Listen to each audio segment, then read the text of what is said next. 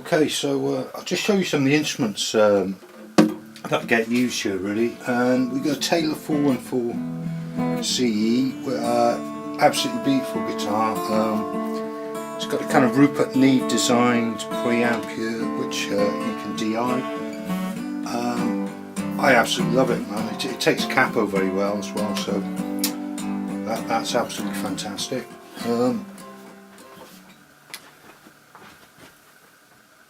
Another acoustic here is this Martin D15, which is the first model. I'm not sure it's pre-2011, something like that. Again, beautiful guitar, very light, kind of fragile, and it works well with the voice, you know, because it kind of sits underneath quite well. It's not too bright. So that's another great guitar. We have a lap steel here as well, which is a Harley Benton lap steel, 8 string, pretty cheapy, made in Germany.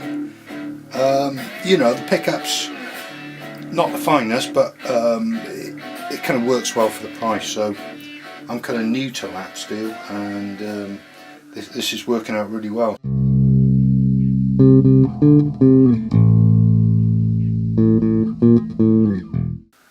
This is a Fender Telecaster FMT HH, and it's quite nice. It's got more of a kind of almost a Les Paul sound towards the neck, and then more of your traditional Tele sound with the bridge pickup. It's got push-pull parts you can tone tap, volume control, which really I don't seem to get more saturated the higher up you go. So this is a beautiful guitar. I had some Gold Star, and for a long time I wanted either a kind of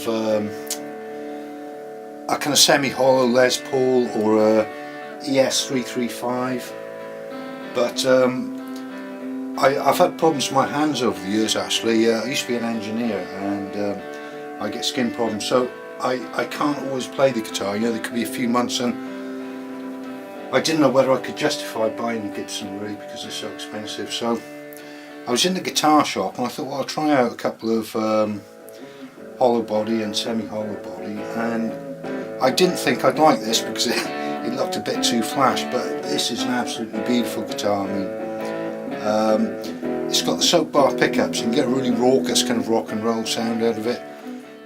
So I tend to run most of my guitars through this volume pedal, and generally I run into this Black Star amp, which is really beautiful. It's got a part solid state, part tube.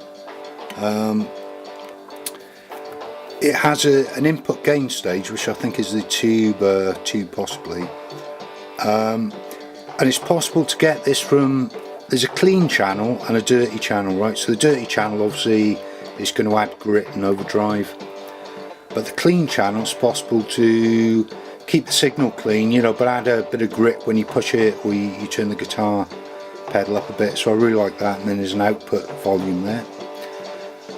There's kind of EQ, which is voiced between a sort of Vox sound and a more high gain sound on the other side. And then there's a really nice plate reverb in there as well. So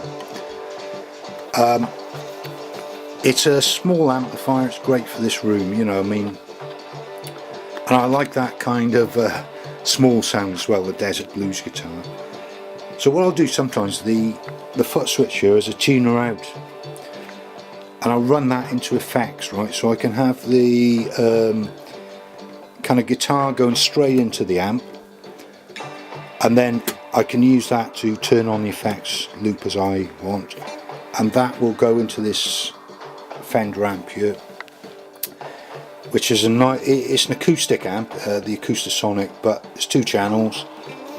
It has some pretty nice inbuilt effects, or I can run out to a kind of separate effects loop and go back into that. So what I can do then is mic these 2 cabinets separately, and you know, that gives me more options come mix time. So So that's amplifiers, and what else we got? We've got a Moog Sub Fatty, so that's my external hardware synth, and also I've started using my second computer, which is running UHE Bazille, and let me see if I can find a good patch on that.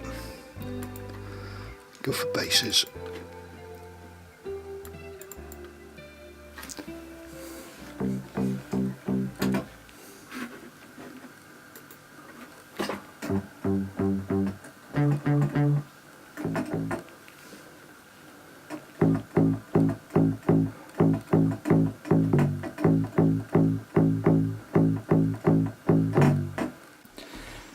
We got some percussion here as well. There's a nice djembe. See that? We've got some bongos, and there's a badran up there. What else have we got? On the way in, there's this MPD pad, so I can kind of program beats or loops or samples or whatever into that. And down the bottom, we've got a Nectar LX61 keyboard, which again has some pads on it, faders, so that controls Radar Studio from there.